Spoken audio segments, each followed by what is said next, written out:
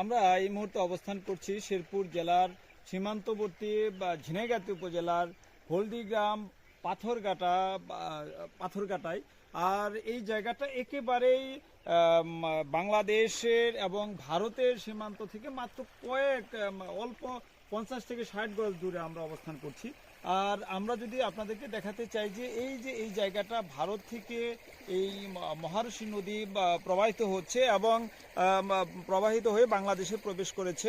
আমরা এই জায়গাটাতে অবস্থান করছি এবং এই যে মাত্র এই সামনেই হলো ভারতের যে একটা রাস্তা এবং একটা ব্রিজ, এবং সেই ব্রিজ থেকে আমরা যদি আপনাদেরকে আরেকটা বিষয় এখানে দেখাতে চাই যে এই জায়গাটাতে আসলে দীর্ঘদিন থেকে অবৈধভাবে বালু উত্তোলন করার কারণে আমাদের বাংলাদেশ পার্টে বা বাংলাদেশ অংশে যে পাহাড়ি অঞ্চলটা ছিল এবং বড় যে পাহাড় ছিল পাহাড়গুলো এবং নদীটা আস্তে আস্তে ধসে পড়ে এবং নদীর পাড় ভেঙে পাহাড়ের অনেকটাই নদী গর্ভে বিলীন হয়ে গেছে। এবং আপনাদেরকে যদি আরেকটু দেখাতে চাই যে আমরা এই জায়গা থেকে এর সামনের দিকে যে এই যে অবৈধভাবে বালু উত্তোলনের যে অবস্থানটা, এটা আমরা যদি দেখাতে চাই আপনাদেরকে, এটা আসলে দেখানো যাচ্ছে। এবং এই জায়গাতে গত কিছুদিন থেকে জেলা প্রশাসন উপজেলা প্রশাসনের পক্ষ থেকে কিন্তু ইতিমধ্যেই এই অবৈধভাবে বালু উত্তোলনগুলিকে আসলে বন্ধ করা হয়েছে। তবে এখনো অনেকে চেষ্টা করে থাকে যে এইসব এলাকা থেকে রাতের আধারে গোপনে বালু উত্তোলন করা বা পাথর উত্তোলন করার চেষ্টা করে, কিন্তু প্রশাসনের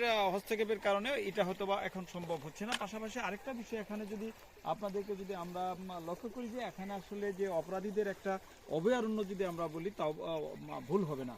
আমরা এখানে থাকা অবস্থায় আমরা দেখলাম যে কিছু দূরেই একটা শব্দ আমরা শুনতে পেলাম। আসলে এটা কার শব্দ, কিসের শব্দ, এটা আমরা বুঝতে পারলাম না।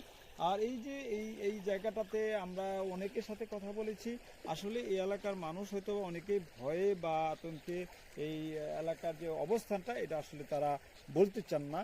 এবং তারা যে কথাটা আমরা তাদের থেকে বুঝতে পারি যে এই অঞ্চলটা আসলে দরিদ্র মানুষের সংখ্যাই বেশি এবং তারা নানাভাবে কর্ম করে খায় এবং যেভাবে হোক কর্মের কোনো সৃষ্টি হলে তারা সেটাকে সমর্থন করে থাকে।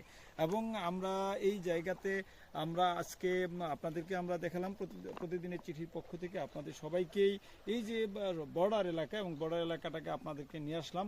এবং এই জায়গাটাতে আসলে অনেক কিছুই সম্ভব এবং এখানে সৌন্দর্যের যে একটা অবস্থা এবং প্রাকৃতিক যে সৌন্দর্যের লীলাভূমি গারো পাহাড়, এই জায়গায় আসলে সেটাকে বোঝা যায়।